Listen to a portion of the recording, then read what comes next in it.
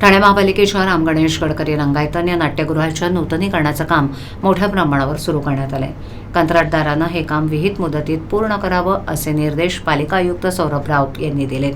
ही वास्तू लवकरात लवकर रसिक आणि नाट्यकर्मींसाठी खुली व्हावी अशी अपेक्षाही आयुक्त राव यांनी व्यक्त केली आहे। सन 1978 मध्ये बांधण्यात आलेल्या रंगायतांची 1998 मध्ये प्रथम मोठ्या प्रमाणावर दुरुस्ती करण्यात आली होती। त्यानंतर आता 26 वर्षांनी नूतनीकरण होत आहे।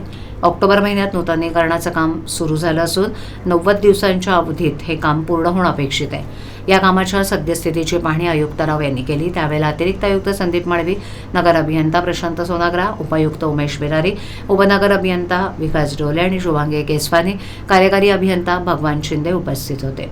गडकरी रंगायतांमधील सुधारणा करताना रंगायतांचे पारंपरिकपण जपलं जाणार आहे, तसंच काळानुरूप अत्याधुनिक सुविधा उपलब्ध करून दिल्या जाणार आहेत। कलाकार आणि रसिक या दोघांनाही सुखद अनुभव मिळेल हा उद्देश नजरेसमोर ठेवून रंगायतांचं नूतनीकरण केलं जात आहे। नूतनीकरणात प्रामुख्यानं मुख्य वास्तूचं मजबूतीकरण, तालीम हॉलचं नूतनीकरण, मुख्य प्रेक्षागृहातील संपूर्ण आसन व्यवस्था बदलणं, रंगकर्मींसाठी असलेल्या ग्रीन रूममध्ये आवश्यक सुधारणा, रंगमंच फ्लोरिंग अद्ययावत करणं, वातानुकूलित यंत्रणेत सुधारणा, शौचालयांचं संपूर्ण अद्ययावतीकरण इत्यादी कामांचा समावेश आहे। नाट्यकर्मींशी चर्चा करून या कामांची रूपरेषा ठरवण्यात आली आहे।